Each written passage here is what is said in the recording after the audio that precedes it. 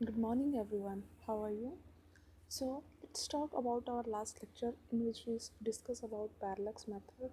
That was totally about the measurement of the land, uh, that lands that are very far from us.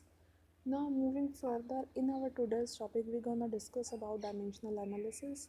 For that, we should know what are our base units. Of course, we talk about our base units in our last lecture too. Our base units are basically the SI system. From SI system, these are 7 units like length, mass, time, current, intensity, etc. But only three of them is mostly used in mechanics, that is mass, length, and time. What is dimensional analysis? Dimensional analysis is if we talk about the if we analyze about the dimensions of the physical quantities either in mechanics or in further units. What is dimensions? Dimensions क्या होती है? As written in in definition, dimension of a physical quantity are the powers to which the units of base units are raised to represent a derived unit of that quantity. Suppose, as here is the example of volume. Volume क्या है हमारे पास? Volume क्या होता है? Volume का normal जो formula होता है एक क्यूब या क्यूबॉइड के लिए, that is length into breadth into height. अगर हम इनकी बात करें, लेंथ को हम किस में मेज़र कर सकते हैं? तीन बेस यूनिट्स के नहीं. लेंथ को हम लेंथ ही रखेंगे, मास और टाइम तो नहीं रख सकते. तो यहाँ पे क्या आ जाएगा? One length. जैसे ही उसकी क्वांटिटी आएगी उसकी पावर आ जाएगी अकॉर्डिंगली. अब ब्रेड्थ को ही इसमें रखेंगे, लेंथ, मास या टाइम. ऑब्वियसली लेंथ में रखेंगे तो लेंथ की पावर वन. डिस्टेंस ही है ना बेसिकली तीनों में, और तो कुछ नहीं है. और हाइट को किस में रखेंगे? लेंथ की पावर वन. तो यहाँ बेस सेम है तो पावर ऐड हो जाएंगी, लेंथ की पावर, राइट. अगर हम बात करें सेकंड एग्जांपल, हमारा सेकंड एग्जांपल है स्पीड. स्पीड की फॉर्मूला क्या होता है? Distance by time. डिस्टेंस क्या होता है? हमारी बेसिकली एक लेंथ ही होती है, लेंथ और टाइम की टाइम. जब हम किसी चीज़ को ऊपर लेके जाएंगे यहाँ, तो उसकी पावर क्या हो जाएगी? माइनस में.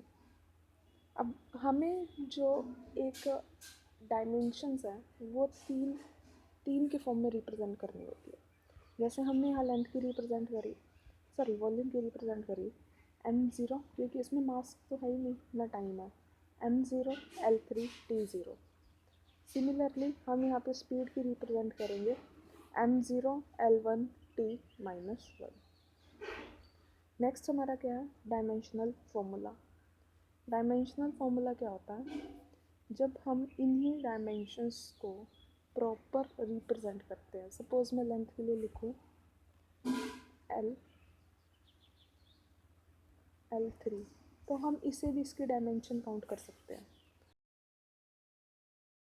प्रॉपरली ऐसे लिखूँ M zero, L three, T zero, और एक ब्रैकेट, स्क्वायर ब्रैकेट्स में से बंद करूँ, तब हमारे पास क्या आ जाएगा? ये एक फॉर्मूला हो जाएगा. ठीक है. और इक्वेशन क्या होती है?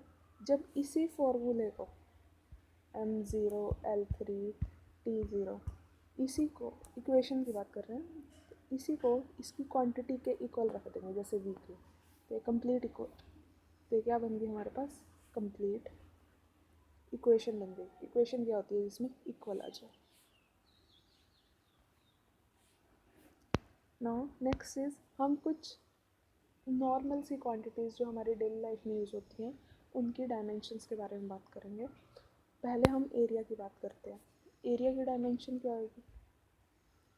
एरिया का सबसे पहले उसका फॉर्मूला देखो उस चीज़ का. जैसे हमें फॉर्मूला मिल जाएगा हम उसकी डायमेंशन ईजिली निकाल पाएंगे. फॉर्मूला क्या है? Length into breadth. लेंथ और ब्रेड्थ दोनों ही क्या है यहाँ पे? तो यहाँ पे एल की पावर टू. साथ साथ ऐसा यूनिट्स भी लिखते चले जाना. Metre square. वॉल्यूम का भी हमने निकाला ही था. नेक्स्ट है डेंसिटी. डेंसिटी क्या होती है? Mass by volume. मास किस में कंसिडर होगा, मास में, और वॉल्यूम की अभी हमने निकाली है L⁻3। तो अगर हम यहाँ पर बात करें तो ये क्या आ जाएगा m1L-3 और T क्या है 0। तो ये हो जाएगी हमारे पास डेंसिटी के डायमेंशंस। सिमिलरली स्पीड और वेलोसिटी एक ही होगी दोनों की डायमेंशन।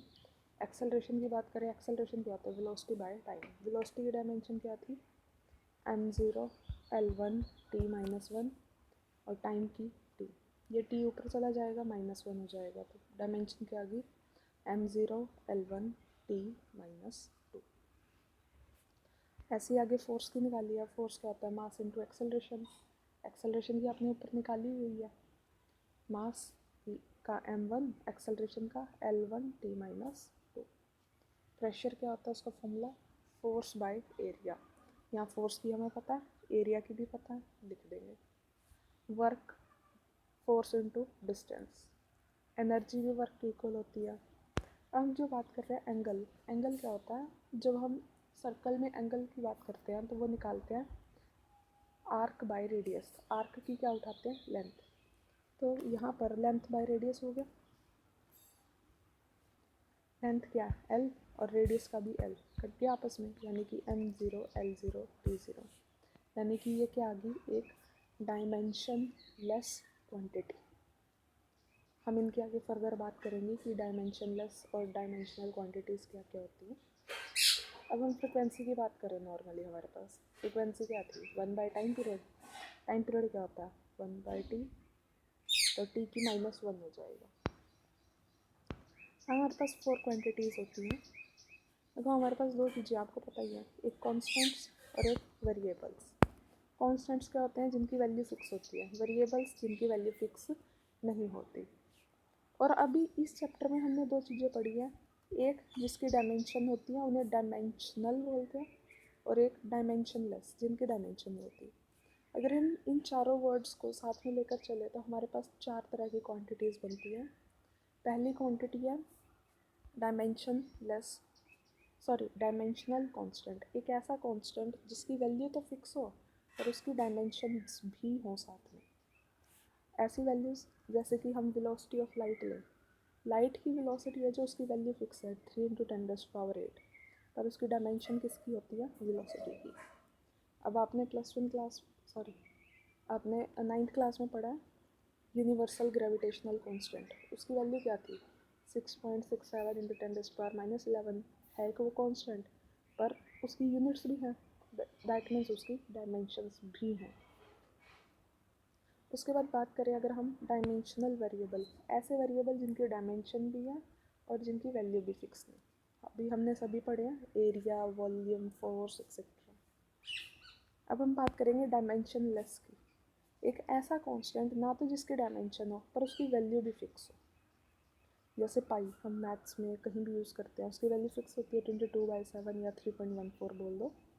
ई एक्सपोनेंट की बात करें, अगर हम लें e की पावर 1, e की पावर 2, एक्सपोनेंट्स की बात होती है ये, तो हम अगर हम एक्सपोनेंट्स की बात करें तो इनकी वैल्यू भी फिक्स होती है पर इनकी कोई डायमेंशंस नहीं होती। अब बात करें अगर हम डायमेंशन लेस वेरिएबल, ऐसे वेरिएबल जिनकी डायमेंशन तो नहीं है पर वैल्यू बदलती रहती है बार बार। अभी हमने एक पढ़ा था एंगल, और ये स्ट्रेन। स्ट्रेन बेसिकली अभी के लिए स्किप कर दो, थोड़े से फर्दर लेक्चर्स आएंगे आने वाली यूनिट्स में, हम स्ट्रेन के बारे में भी पढ़ेंगे। और इन सब के दो दो एग्जांपल्स याद कर लेना, तो सपोज पेपर में पूछा जाए तो अकॉर्डिंगली हमें 2 एग्जांपल्स तो पता ही होने चाहिए हर चीज़ के, ठीक है। फिर भी इस टॉपिक में कोई प्रॉब्लम हो, कोई क्वेरी हो, लाइक कोई एक्स्ट्रा करना हो तो कर सकते हैं।